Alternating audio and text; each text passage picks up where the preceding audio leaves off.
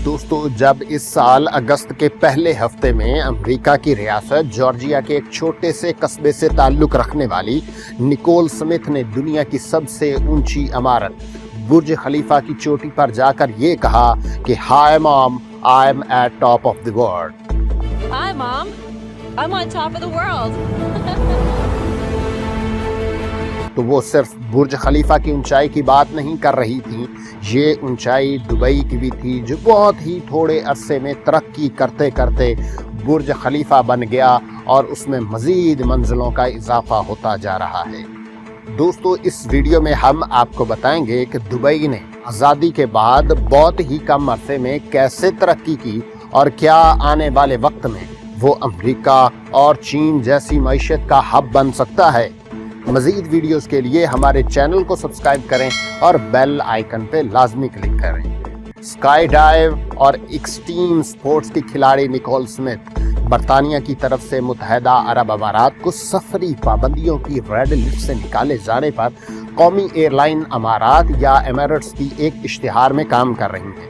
इससे पहले दुनिया में कोई भी इश्तिहार इतनी बुलंदी पर नहीं फिल्माया गया था, लेकिन इससे पहले किसी मुल्क ने इतने कम बरसों में इतनी ज्यादा तरक्की भी तो नहीं की थी। सिर्फ 30 साल पहले तक जहां सिर्फ धूल उड़ती नजर आती थी, वहां अब दुनिया की आला तरीन सड़कें और जदीद तरीन मेट्रो चलती दिखाई देती है। जहां एक एक दो मंजिला छेदा मकानात नजर आते थे, वहां अब शानदार फलक शगाफ इमारतें खड़ी हैं और पूरी दुनिया के सयाह और बिजनेसमैन जिनकी तरजीह लंदन, पेरिस और न्यूयॉर्क हुआ करते थे, अब दुबई का रुख करते नजर आते हैं। मुत्तहदा अरब अमारात दरअसल 7 रियासतों दुबई, अबू धाबी, शारजाह, उम्मुल क़ुवैन, रास अल खैमा, अजमान और फजीरा का वफाक है, जिसका दारुल हुकूमत अबू धाबी है। ताहम जब भी मुत्तहदा अरब अमारात का जिक्र आता है तो सबसे पहले जहन में नाम दुबई का ही आता है। इसलिए मुत्तहदा अरब अमारात की बात दरअसल दुबई की बात है। अगरचे अबू धाबी, शारजाह, रास अल खैमा और दूसरी रियासतों का भी अपना मकाम है, लेकिन दुबई बस दुबई है। इन रियासतों को 1 दिसंबर 1971 को बरतानिया से आज़ादी मिली थी और अगले ही दिन यानी 2 दिसंबर को 6 रियासतों ने एक वफाकी इत्तेहाद बना लिया था। 7वीं रियासत रास अल खैमा 10 फरवरी 1972 को इत्तेहाद में उस वक्त शामिल हुई जब ईरान की बहरी फौज ने आबनाए हर्म्स में कुछ जगहों पर यह कहकर कब्जा कर लिया कि ये उनकी मलकियत हैं। रास अल खैमा और शारजा भी उन इलाकों पर अपनी मलकियत का दावा करते थे। इस तरह उन दोनों रियासतों के इत्तेहाद में शामिल होने के साथ साथ ईरान से इलाकों पर तनाज़ा भी उसके हिस्से में आया, जो आज तक जारी है। उन रियासतों के रहनुमाओं ने 1820 से लेकर 1890 तक बरतानिया से मुख्तलिफ मुआहिदों पर दस्तखत किए थे ताकि बरतानिया उन्हें बाहिफाजत तिजारत करने की सहूलत फराहम करता रहे।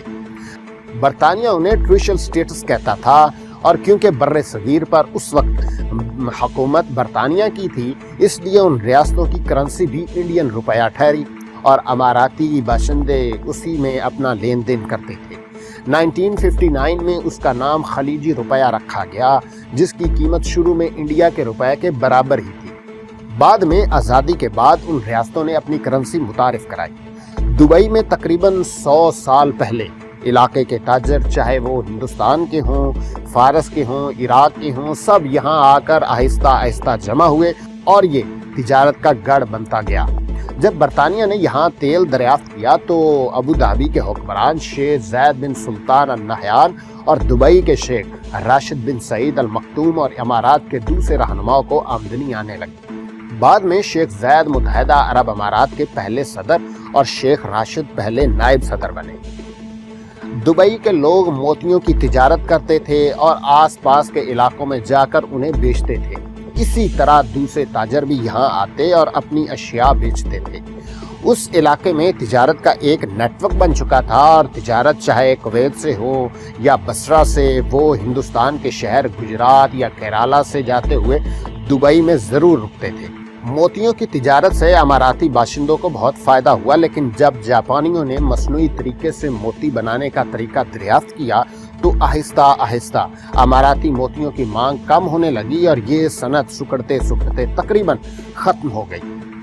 तेल की दरियाफ्त के बाद बहुत से अमाराती बाशिंदों ने मोतियों की सनत को छोड़कर तेल के सेक्टर में तिजारत शुरू कर दी और जब 1971 में उन्हें बरतानिया से आज़ादी मिली तो उसके बाद तेल की पैदावार अचानक बढ़ गई, जिससे इलाके की मईशत को भी सहारा मिला और दुबई तिजारत का गढ़ बन गया। दोस्तों, अगर देखा जाए तो पाकिस्तानी फिल्म राइटर रियाज बटालवी को इस बात का क्रेडिट जरूर देना चाहिए। उन्हें 1979 में ही अंदाजा हो गया था कि दुबई आगे जाकर दुनिया में अपना एक ऐसा मकाम बनाने वाला है कि दुनिया उसकी तरफ खींची चली जाएगी। उन्होंने दुबई की आज़ादी के सिर्फ 8 साल बाद सुपरहिट फिल्म दुबई चलो बनाई, जिसे आज तक पाकिस्तान की कामयाब तरीन फिल्मों में गर्दाना जाता है।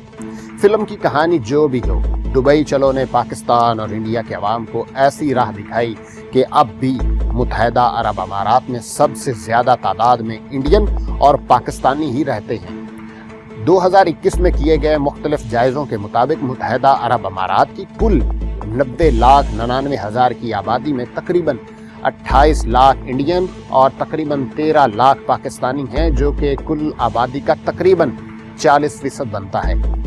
जिस मुल्क में 1980 तक धूल उड़ती थी, जहां सिर्फ 1 या 2 स्टोरी के घर हुआ करते थे, जिन्हें मकामी तौर पर ग्राउंड प्लस 1 और ग्राउंड प्लस 2 के अपार्टमेंट्स कहा जाता था, अब वहां पूरी दुनिया की तकरीबन 200 के करीब कौमियतें आबाद हैं। आखिर इसकी क्या वजह है? दुबई में जिस किसी से भी पूछें तो जवाब मिलता है कि ये दुबई और अबू धाबी के हुक्मरानों के विजन का नतीजा है। उन्होंने आज़ादी के फौरन बाद ही फैसला कर लिया था कि मुल्क को कहां लेकर जाना है। दोस्तों, दुबई में विजन शेख राशिद का था, जिसे शर्मिंदा ताबीर शेख मोहम्मद ने किया और ये अमल अभी भी जारी है। अगर शेख जैद ने अमाराती रियासतों को मुत्तहद करने और तेल की दौलत के जरिए उन्हें खुशहाल बनाने में किरदार अदा किया, तो दूसरी तरफ शेख राशिद ने तेल से आगे के मुस्तकबिल का भी सोचा। उनकी इस सोच को उनकी औलाद मजीद आगे लेकर चली और दुबई को तेल पर इन्हसार करने वाली रियासत से दुनिया का एक बड़ा तिजारती गढ़ बना दिया।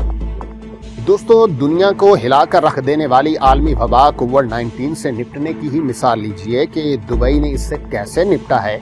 जब पूरी दुनिया ने इस मौजी वबा की वजह से एक दूसरे के लिए अपने दरवाजे बंद कर दिए थे, तो दुबई उन ममालिक में शामिल था जिसने पहला मौका मिलते ही मेहमानों को खुशामदीद कहा। जब दुनिया कोई भी बड़ा इवेंट करने से गुरेजा है, तो दुबई में एक्सपो 2020 अपनी पूरी शान से जारी था। बाकी दुनिया की तरह दुबई भी आलमी वबा से मुतासिर हुआ था।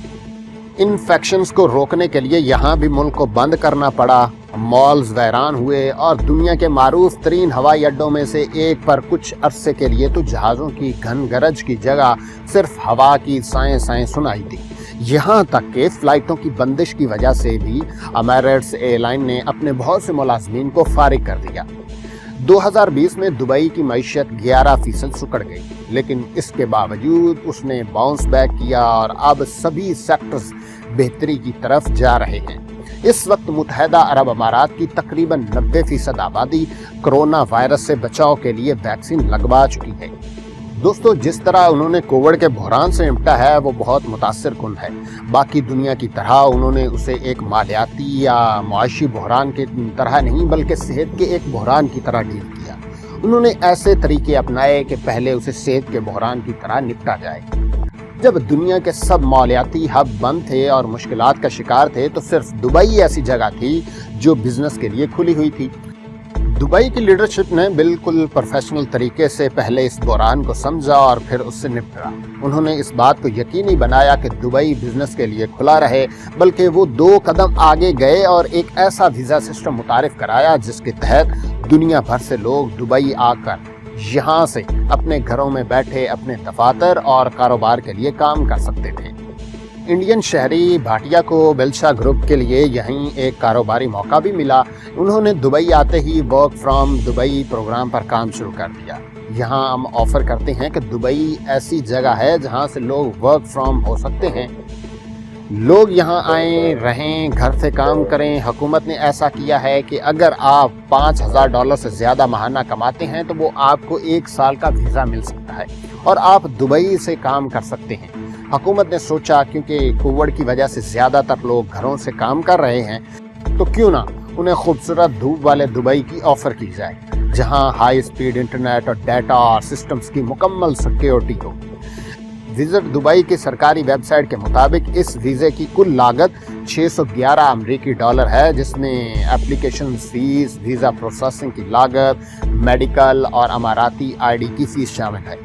دبئی نے کووڈ سے نپٹنے کے لیے مصنوعی ذہانت کا سب سے اچھا استعمال کیا ہے۔ دوستو، دبئی کے بارے میں مشہور ہے کہ کچھ برس پہلے ایک ایسا وقت بھی آ گیا تھا جب پوری دنیا کی سب سے زیادہ کرینیں دبئی میں موجود تھیں۔ یہ دور تھا دبئی کی برق رفتار کنسٹرکشن کا۔ اس دوران دبئی کو ابو دھابی سے ملانے والی اہم شیخ زاید شاہراہ کو جدید بنیادوں پر بنایا گیا۔ دبئی میرینا، برج خلیفہ، جمیرہ لیک ٹاورز، جمیرہ ہائٹس، پام جمیرہ جیسے بڑے پروجیکٹ شروع ہوئے اور دبئی ایئرپورٹ کی ایک سادہ سی عمارت کو دنیا کے ایک معروف ترین ایئرپورٹ کے شایان شان بنایا گیا۔ یہاں یہ دلچسپ بات بتانا بھی ضروری ہے کہ پام جمیرہ کو، جو ایک مصنوعی جزیرہ ہے، بنانے کے لیے کسی قسم کی کنکریٹ یا لوہے کا استعمال نہیں کیا گیا، بلکہ سمندر کی تہہ سے 120 ملین کیوبک میٹرک ریت نکالنے کے بعد اس کو جزیرے کو تعمیر کیا گیا ہے۔ اگر مجموعی طور پر دیکھا جائے تو پچھلے 20 یا 30 سالوں میں کسی ملک کو ایسے بدل دینا ایک زبردست کارکردگی ہے۔ دبئی ایک فائنینشیل ہب بن گیا ہے، ایک ریجنل پاور ہاؤس بن گیا ہے، پورٹس کو جدید بنیادوں پر بنایا گیا اور برج خلیفہ جیسے 828 میٹر اونچائی اسکائی اسکریپرز بنے۔ تیل میں بھی یہ دنیا کے بڑے پروڈیوسرز ہو گئے ہیں، سیاحتی مرکز بھی ہے، میڈیکل ہب بھی بن گیا ہے، اچھے سے اچھے اسپتال ہیں۔ اس کے علاوہ مصر، عراق اور شام جیسے عرب ممالک کے کمزور پڑنے سے متحدہ عرب امارات کا علاقے میں سیاسی اثر و رسوخ بھی بڑھا ہے۔ دبئی نے گزشتہ 18 سال میں ایک بہترین انفراسٹرکچر قائم کیا ہے جو اسے اپنے حریفوں اور پڑوسی ریاستوں پر برتری دیتا ہے۔